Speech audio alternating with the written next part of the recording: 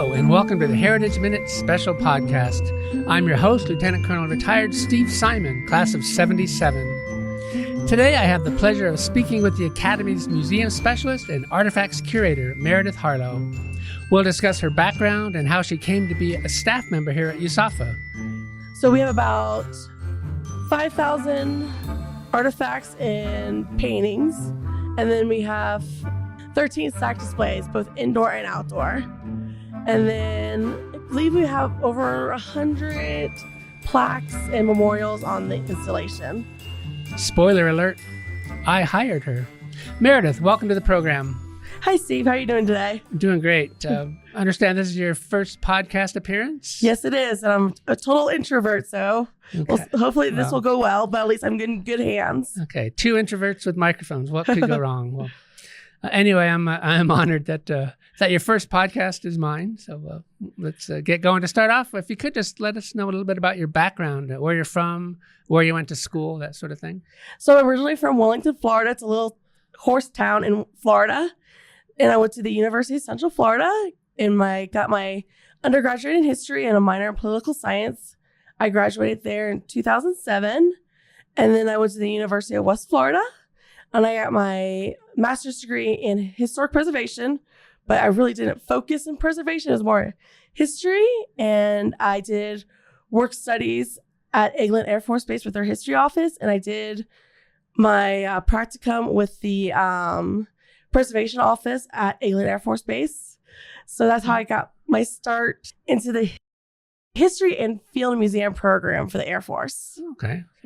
So what prompted that interest in that subject matter? Totally random. My first year at West Florida, I went to a interview for the Palace Acquire program that the History of Field Museum program participates in. It's a 7911 program. So when you first enter, you enter as a GS7. Okay. And then 2 to 3 years later, you come out as a GS11. So it's kind of a paid internship I equated to. Nice. I knew I wasn't going to get the job. It was just so I could get my name out there. Mm-hmm. And I kept in touch with the person that was doing the interview at that time. And then my second year of my program, I contacted them because I knew I would have to do a practicum.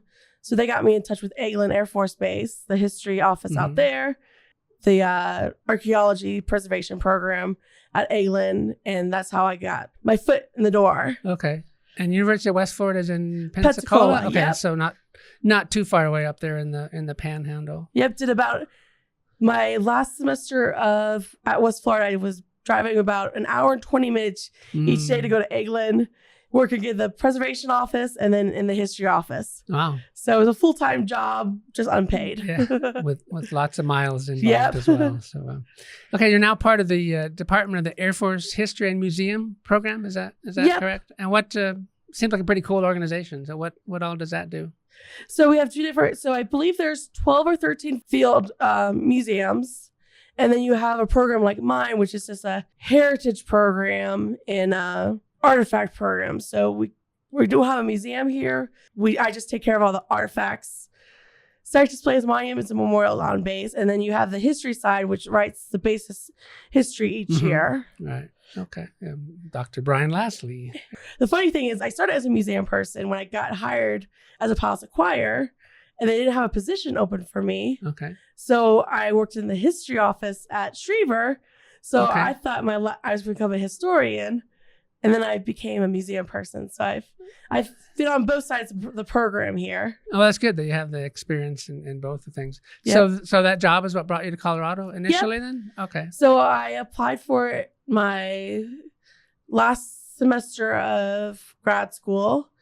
And I was told the position was originally for a history Palace Acquire. And they said I didn't qualify for it. They thought I was better suited for the museum side. Okay. So they created a position for me on the museum side. So I became a museum Palace Acquire. And I started at what was then Peterson Air Force Base, which is now Peterson Space Force Base. Right. So I worked at the museum there under Gail Whalen. That's their curator there. Okay. For about 2.5 years. And then when I was getting back to the end of my program, there wasn't any museum spots open for me. So they said, okay, well, let's train you to be a historian. Okay. So I moved over to the historian side at Schriever, and I worked with the historian over there. And then right when I was about at the end of my program, they said, oh, the museum specialist at the Air Force Academy is retiring. Mm-hmm. Would you like that position? So I was like, sure. So we brought you over, and we're super glad we did. So what are your primary duties at the Academy? What do you do day to day? So my primary duties are take care of the art and artifacts in stack displays. My additional duties are to take care of the monuments and memorials. So we have about 5,000 artifacts and paintings. And then we have 13 stack displays, both indoor and outdoor. Okay. And then I believe we have over 100 plaques and memorials on the installation. Wow. So I take care of the maintenance of everything, making sure everything's where it's supposed to be. Does it need to be repaired? Okay. Or, hey, we want to display this item, or we want to have this display case. So I just work with folks on getting our art and artifacts throughout the base. Okay. Wow. And on display. That's a lot of things in your job jar there. Yeah. I know the static displays, of course, the having to get those repainted every now and then. I think the B-52 was done not too long ago. Yep. This year we got the B-52 painted in the F4. Okay. And then in the spring we should be getting our A10 done. Okay. Nice. So that should get a new paint job soon. We gotta wait for the warm weather. Of course. Yeah, I can't do that now. But, and my program falls under the National Museum of the United States Air Force. Okay. That's where a majority of our art and artifacts in our site displays fall under. They're on loan from them? Yep. Okay. So anytime you go out, whenever you're traveling, you see an aircraft on display.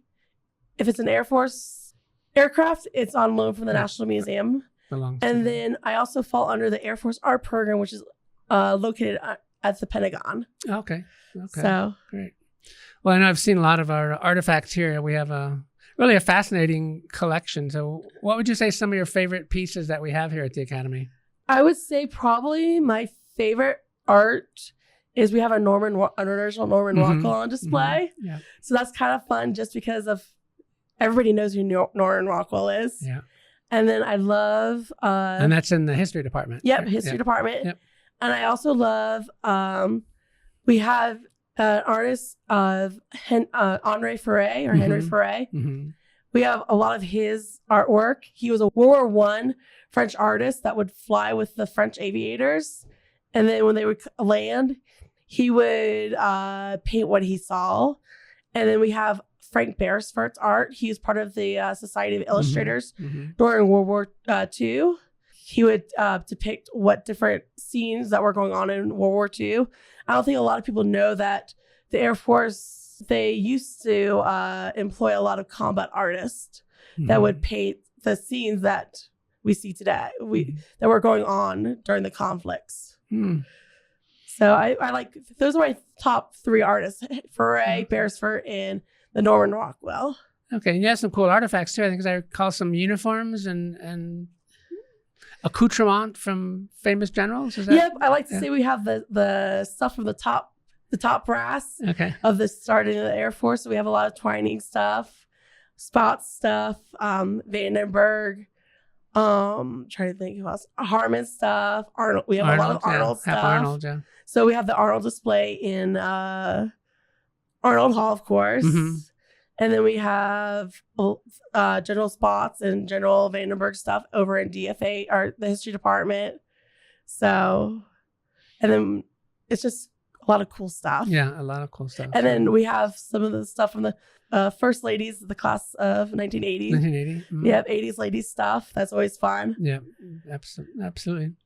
Well, maybe you and I need to get together and film a Heritage Minute episode. Maybe we can show off some of these cool things that you keep watch over. So, oh yeah, definitely. We have all of Twining's medals and Harmon's. Like, we have a cigarette box from Harmon. That's like, it's got signatures on it. Oh wow! And we have like bowls, like silver bowls from General Arnold that have signatures from everybody. Wow! So we have a lot of ornate stuff. Cool. Okay, so you and I are going to get together after this and figure out. Yep. We're going to write a Heritage Minute episode. I think it'll be several Heritage Minutes. Okay. However many parts we need to show off some of this great stuff, which, again, unfortunately is not available to the public. And all right, here goes a short rant. I find it unconscionable that an institution of our stature does not have its own museum, and I don't want to put you on the spot, but I want to say that. You can say that or not say that, but is there any chance we'll ever get one? About every 20 years, it comes back onto the radar of opening a museum here. So there's always the possibility. I would love to have a museum here. I have the whole layout already planned out in my head. Mm-hmm. So it would be great. I would love to run a museum. We just need the right people behind us. Okay. Maybe we can get with the Air Force Academy Foundation and maybe suggest that they take that on as a task. I don't know if they want me to say that, but hey, I just did. So, of course, we have the Hosmer Visitor Center outside the North Gate that's going to open in early 2026. Seems like that could be a place for historic displays, but I don't know if that's on the docket or not. But I know currently in my office, I work for the history office. I know Dr. Lasley is working with the folks creating the different displays. I would definitely love to have General Hosmer's items on display there. I do have his items from when he was superintendent here. I like to throw that out there, that if they want to display for General Hosmer, I have it. Oh, there you go. So, but as of right now, but I don't have a participation in it.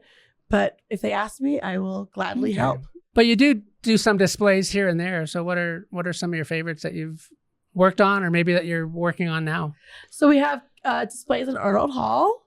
We have General Arnold's display. So when the first class of females came here in 1976, there wasn't any female ATOs here to train them. Mm-hmm. So the Air Force brought in second and first lieutenants. And so we have a female second and first lieutenants here to become the ATOs here. Air training officers. Air training officers. Yeah, like surrogate upperclassmen. Yep. So we have a display case dedicated to them. And I definitely am planning on adding to that case. And then we have a case that we just redid the graphics for the Tuskegee Airmen. Oh, nice. So we just did all the graphics. So that's nice. In Arnold Hall? Arnold Hall. Okay. And then we have cases throughout the installation, mostly in Fairchild. We helped with the most recent class exemplar. Mm-hmm. Mm-hmm. We have most of our display is in Department of History. Okay. So we have several cases over there. Yeah. I think they have our biggest display of foray paintings over there. Okay. And a nice Beresford as well, I know. Yep. The Beresfords and forays are over there. Yeah. Yeah. Cool. So that's where a majority of our displays are. And then we have little displays throughout the other places, but that's where I would say our biggest items are. So a lot of fun things to keep you creative and busy. Huh? Yep. Nice. Well, we're just about out of time. I'd like to get your final thoughts. But first, a word of thanks to our listeners and to let everyone know that Heritage Minutes and Heritage Minutes specials are all available anytime at usafa.org/heritagehub. That's usafa.org/heritagehub. Heritage Minutes publish the first and third Sundays in audio and video. Heritage Minutes specials like this one drop the second and fourth Sunday of every month. You can also find us by searching Heritage Minutes on YouTube, and you can catch This Day in Air Force Academy history every day on KAFA, the Academy's radio station, 97.7 FM, or online at usafa.edu/radio. We're talking today with Meredith Harlow, the Academy's Museum Specialist and Artifacts Curator. Any final words for our audience? A lot of people don't know about my program, so I just like be able to explain my program and giving extra interest in the items that we have on display, because a lot of people don't get to see them. So it's nice to be able to explain what we have here on the Academy. Absolutely. Well, I'm glad we're able to help you do that. So Thank you very much, Meredith. Thank you, Steve. I'm Steve Simon. Thanks for listening. Find more episodes at usafa.org/heritagehub.